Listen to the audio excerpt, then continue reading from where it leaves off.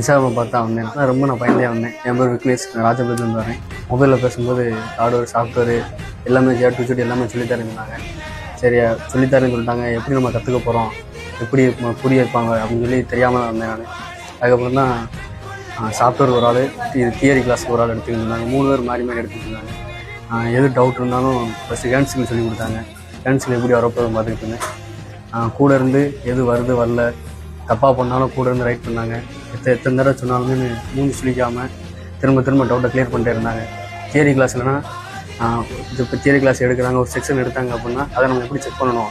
Theory class எடுத்துட்டாங்கன்னா அது அப்படியே அவங்க விடுறது இல்லை. லைவ் கிளாஸில் அந்த செக்ஷன் எதுவும் மொபைல் இருந்துச்சுன்னா லைவ் கிளாஸில் இப்படி தான் நீ ஸ்டார்டிங்கில் செக் பண்ணிட்டே போகணும் அப்படின்னு சொல்லி லைவ்லேயே கிளாஸ் ரெடி பண்ணாங்க.